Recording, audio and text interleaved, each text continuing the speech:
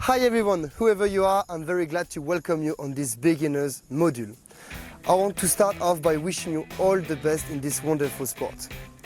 This module is dedicated to those who have never done motocross or barely haven't. But we also welcome everyone who wants to go over the basic techniques. It's always useful. Through this module, we are going to go over the different steps you need to start riding and slowly improve to finally get to the more advanced module of the program. We are going to start first with the bike. We will comparing bikes to find the ideal one for you, depending on your height. Then, the position, which position to adopt depending of the case. Third, the speed, how to shift gears, that is very important as a beginner. And finally, the basic trainings. For parents, listen it. Choose a bike that is adapted for your child height. When they are sitting on the motocross, if they bend their legs too much to touch the ground, then the bike is too small. Otherwise, if the bike is too high, then they will have difficulties to touch the ground. That is the same for adults. When you are seated, you should be at ease. I know different brands, so I will compare with different models. You can compare those models to other brands if you want, of course. Usually, for a child about 3 to 4 years old, the PW50 is not too bad. For a child around 5 to 7 years old, the TTR 110 works well. For a child around 7 to 12, the 65cc works. For teenagers from 12 to 14 years old, the 85cc is good. For 15 to 18 years, the 125cc works well. For over 18 years or beginners, I recommend to start with a 125cc or a Honda 150, or even for the boys and people who are ready, a 250 full stroke. If you have never ride, just so you know, I advise you to start on a small cylinder. The 250 two-stroke and the 450 four-stroke are too powerful for beginners. Know that a motocross is powerful and that is all about having fun, but also being safe. I will give you the posture to adopt to slowly get into motocross. When you are standing, there how you should stand. It's very important to squeeze your bike with your knees and to constantly feel pressure on your legs. That means that you are holding on tight enough onto your bike.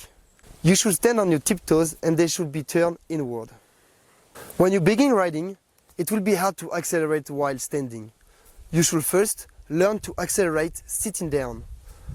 Once you have some speed, then you can stand up and continue at your own speed. Careful to not be carried away by your bike. We often see people being dragged by the bike because they got caught by the throttle. Their hand is grabbing the throttle, causing an acceleration, and they cannot control and get dragged away by the bike. If it's happened to you, learn as a reflex to let go of the throttle to stop the acceleration or to clutch with your left hand.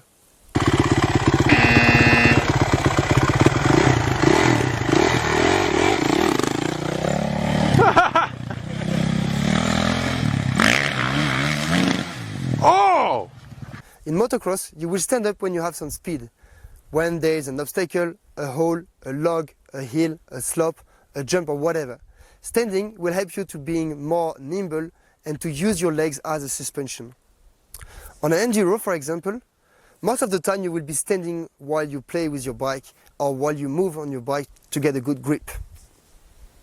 Otherwise, you will be seated during the turn. When you sit to turn, sit at the front of your bike. That will help you to turn with a good control over your front wheel. Therefore, when you start accelerating again, you apprehend better the pushback of the acceleration because you will already be positioned forward.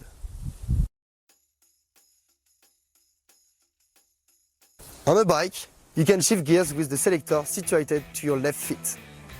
To use it, You have to clutch first with the clutch lever located in front of your left hand.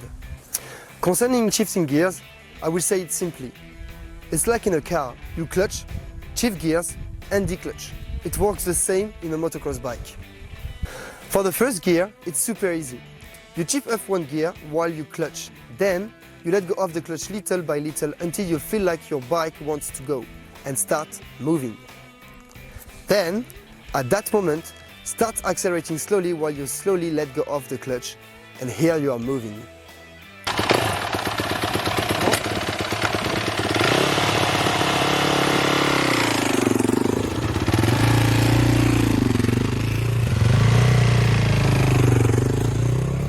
The question is, when do you shift gears? Well, it's the same again.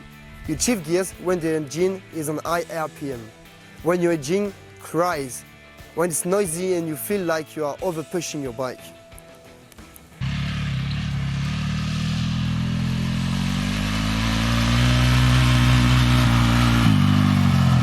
When you shift up one gear, get enough speed, stop accelerating, clutch, shift the gear, and then declutch while slowly speeding up.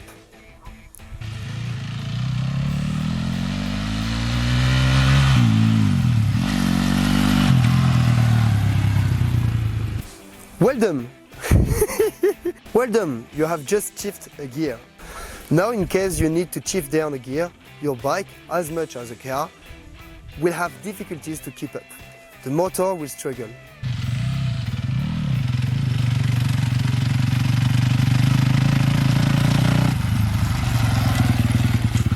It's the opposite of over-revving. Your motor will be under-revving. It is time to shift down one gear. For that, you don't necessarily have to clutch. You can directly shift down gears. It's still better to clutch.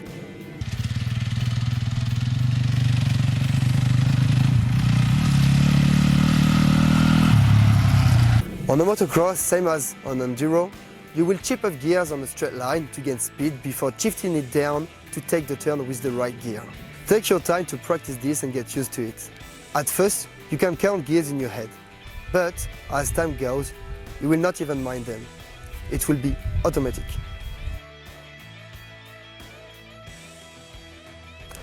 First exercise I recommend you to do. I recommend you to get familiar with shifting gears, to feel how the motor reacts and works, and do your first turns. To start turning, I recommend somewhere flat, ideally an open field or somewhere spacious with no hole or anything else dangerous that can make you fall. Draw 2 points away from each other. So you have 2 straight lines to shift gears and 2 turns to come back on those straight lines. Stay seated at first when accelerating. Leave enough time for you to get used to the bike and not be dragged when you are standing. The point of this first exercise is to master an acceleration smooth and fluid, without any jolt. Limit those as much as you can and try to stabilize your acceleration to avoid to be shaken up by those jolts. I advise you to open up your corners as much as you can and to do large curves. Your point is to have something clean and efficient like this.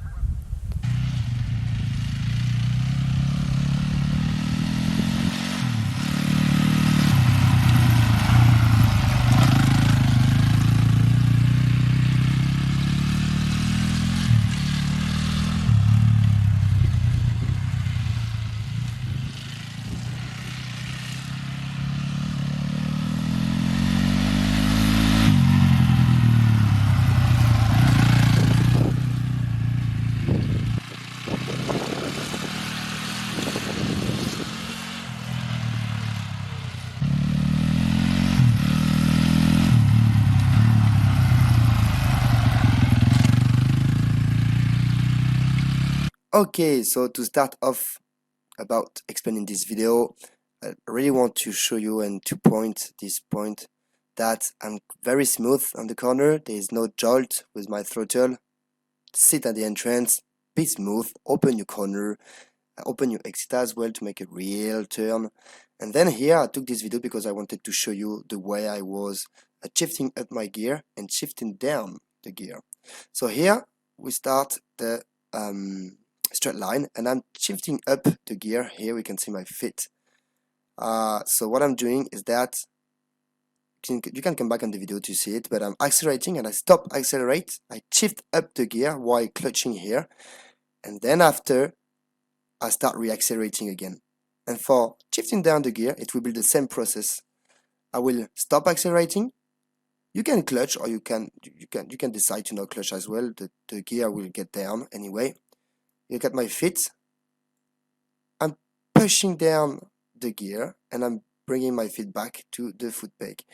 And between the corner and the moment I shift down the gear, I'm not accelerating again because I'm on the braking, decelerating phase. So here I'm coming with the speed of my straight line, and I'm going to start only here, mid-turn, start reaccelerating progressively.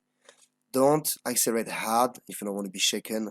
So really take your time. You can accelerate after, but be smooth during your corner. If you accelerate too early, you will obviously get shaken because you won't be able to turn with the same speed.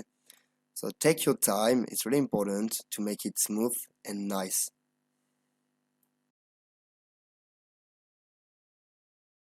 For the second exercise, to get used to stand on your bike, you have to mark out with the cone up to where you can accelerate on the straight line. Once you have reached the cone, you can stop accelerate to stand up, standing at the back of your bike to counter the energy that will push you forward after you cut the speed.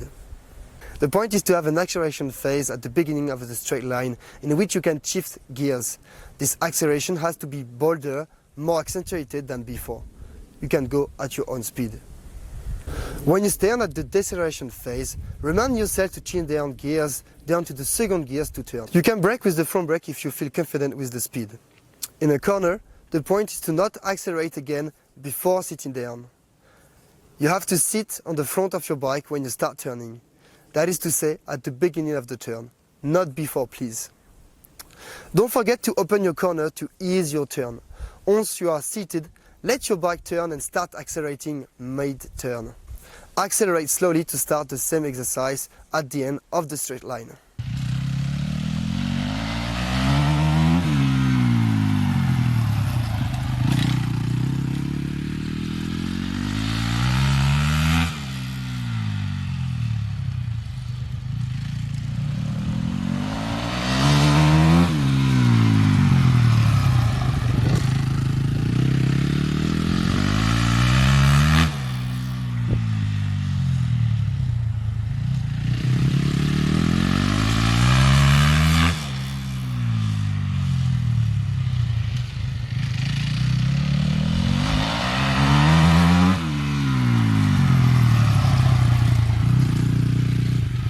Okay, so it was the exercise I was talking to you. So there's a cone here, and the idea is to accelerate until here. So obviously you can put the cone whatever you want according to your level, but the idea is to accelerate until the cone, and then when reaching the cone, stop first accelerating. Look at my elbow here, it's low, and when I cut accelerating, it's high. I'm bringing back the throttle, and I'm standing up backward in order to compensate the energy of the fact I start braking. If you feel confident, you can brake from the front brake. Otherwise, just the fact to have cut the acceleration, you will get pushed forward. So be backward to push this energy. And then after, I'm sitting, when I'm coming to the corner, I'm sitting on the front. I'm slightly accelerating, so be really delicate with your throttle to avoid to be shaken, and get not accelerate with your bike. The flat corner is the only corner where you don't need to be accelerate with the bike to angle more your bike. And an important point on the acceleration, look at my body during the acceleration. My body is frontward. I'm sitting, so accelerate seated and push your body a little bit forward in order to compensate the energy of the acceleration that will bring you backward this time. And once it's done, stop accelerating, my elbow goes up, and get backward to brake. Sit at the entrance of the corner. So the goal of this exercise will be first have an acceleration, of course, stand on up the back, and do not accelerate once you stand up from here. Let your bike go to the corner to finally sit at the entrance.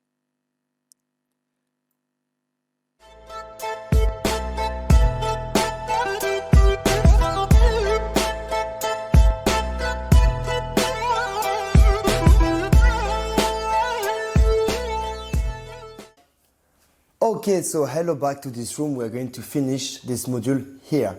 So to sum up, practice those exercises. You will learn a lot by yourself. Practice until you master them and feel confident in the track. There is some advice on the training track. On tracks, to ensure safety, they might have some categories such A, B, C, Pro or Beginners. You will naturally find the one you belong in. If you are a beginner, go to the one with other beginners. Aim the one where the difference in level is not too high, so it's safe for you there. There's a few advice you need to know. You might know them already, but I prefer to remind you one more time. Maintaining your trajectories. On the track, you need to maintain your trajectories. Even if there's pilots that are faster, don't feel like you need to step away. Stay on your line. Don't move to let them pass. Because if you do, you are going to disturb them. And anyway, if they are faster, they will find a way to pass you. Especially on jump, remain straight. Don't take a jump sideways or crooked. That's the rule to avoid someone running into you.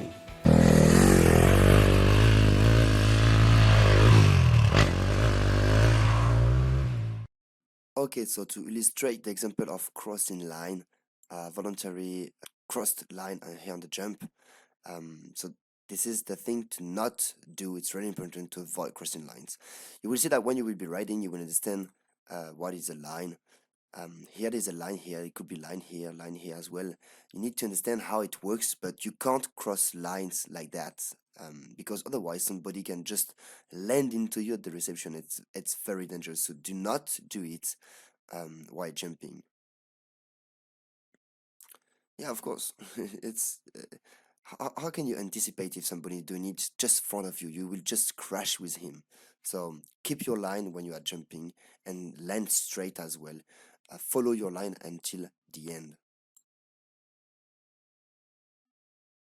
See, I start jumping on that line and I finished on that line. So I crossed all those lines.